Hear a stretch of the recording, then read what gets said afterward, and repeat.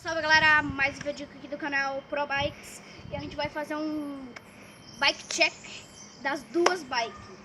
Então acompanha com nós, vamos. Eu não sei fazer muito bem esses vídeos, né? Quem sabe mais é o João, que tá aqui ó gravando. Ui. É o João. E vamos começar pela do João.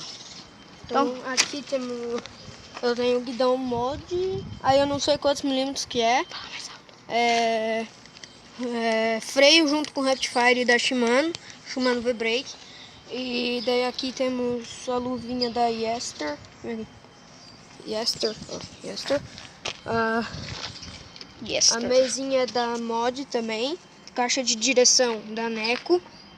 Suspensão Spinner 300. O João já tirou a figurinha por causa aqui. É 120 milímetros.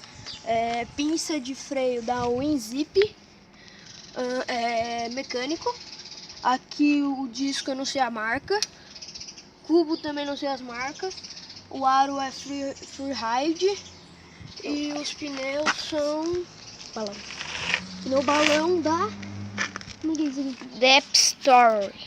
É dessa marca aqui. Depstone. Os pedal é simplesinho. Era outro, só que daí o João trocou porque tinha estragado. Estragou. Tava com o jogo. Pé de vela da Haiwan. Pista de trás também da WinZip. Para o Freeride. Pneu da mesma marca. O banco é... Deixa eu ver. Bike Download, alguma coisa assim. Câmbio. Aqui, ó, isso aqui, ó. No canote é da GTA. Presilha eu não sei. Aqui, câmbio da Shimano. Reação é normal. E o quadro da Gils BR. Então é isso.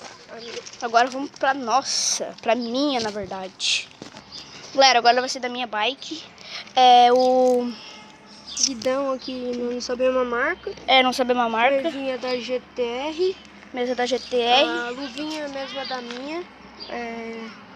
Manete também não sabemos a marca, mas é bom, tá? Esse aqui, freio freio morcego. Aero, pneu normal. Garfo não sei o nome. Venox, mas é bom mesmo assim. Quadro é Mutante Cross, pedal pneu meu, pé de vela desse simples, banco é desse de mola aqui embaixo, esse pneu aqui é balão. O aro de trás também é aero. E ele conseguiu estourar o cabinho do freio, então não tem freio de trás, só o da frente. E caixa de direção também não sabemos qual que é. E é isso, galera.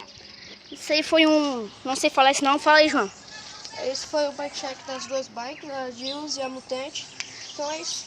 Dá like, compartilha, inscreve no canal. Falou!